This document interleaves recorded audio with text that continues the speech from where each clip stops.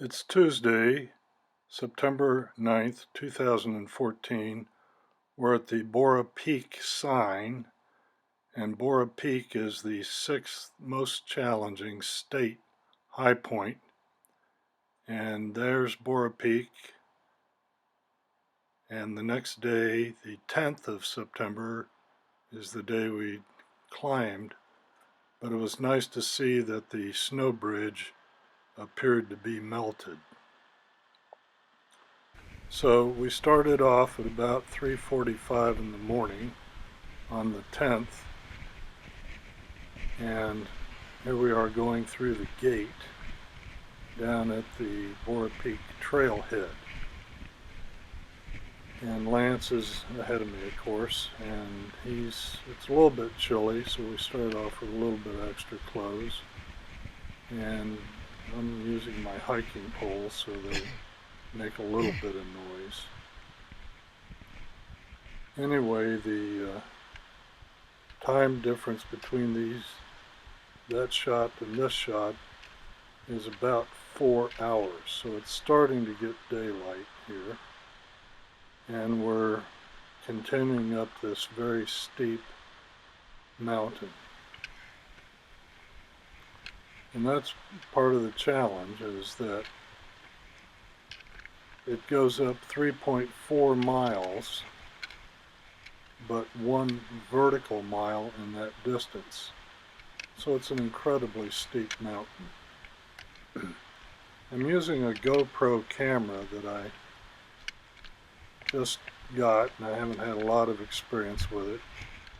And I'm putting it on my chest, figuring that my chest will be upright more than my head, which would be looking down.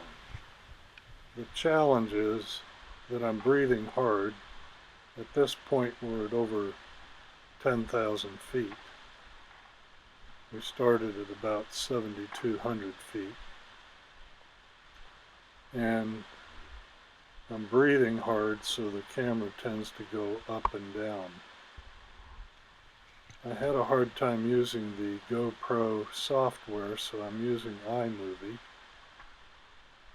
And I'm doing some fairly short 4-second clips. So it's going to be a little choppy, but I wanted to put something together that I could put up on YouTube. We're now on Chicken Out Ridge, and this is really a very challenging part of the climb, as you can see. And it's uncertain as to whether you should go straight across the top, down the left side, which is the steeper side, or down the right side, a little bit down from the true ridge. And it seemed like this was the best way to go, and there was a slight path along the way.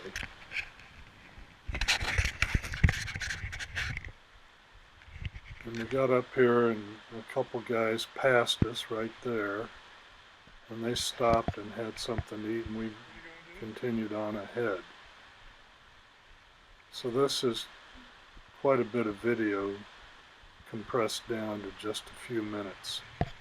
It took a total of 3 hours of video.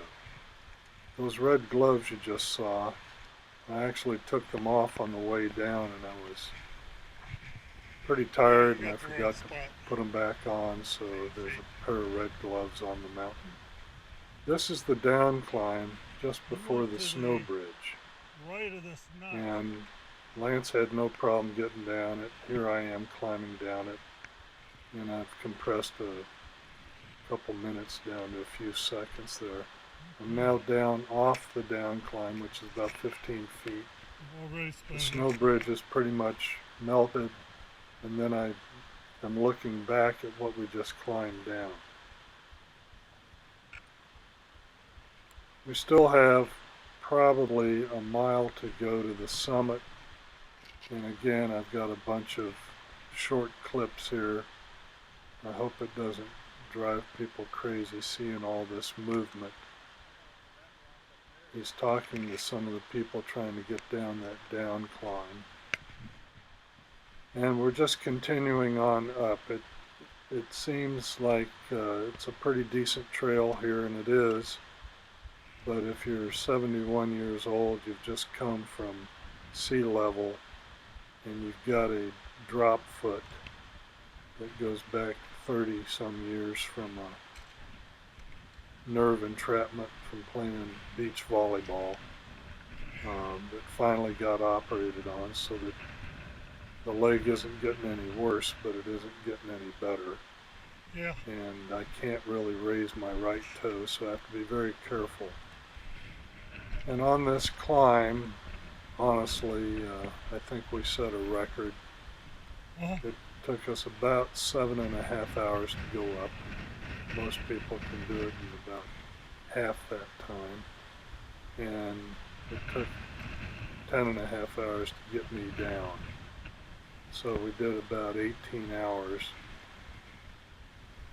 and we averaged about a half a mile an hour going up and a third of a mile an hour coming down. So it's kind of a record only if you look at how long it took us to get up and down. It was pretty loose rock, and I especially had to be careful coming down, and I should have brought my poles with me all the way to the summit. So here we are, getting closer to the summit. I think this is the summit. Yep. And Lance is signing into the summit register. And I'm not boring anybody with the down climb. And at the end of this, we ended up getting up there at about 11:30.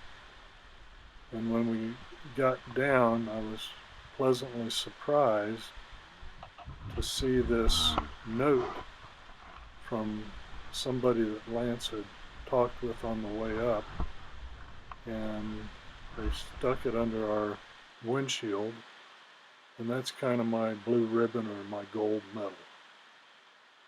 So thanks for watching, and go to apexchallenge.com and you can find out more about a big adventure that I'm planning in 2019 to put a team of people on all 50 state high points.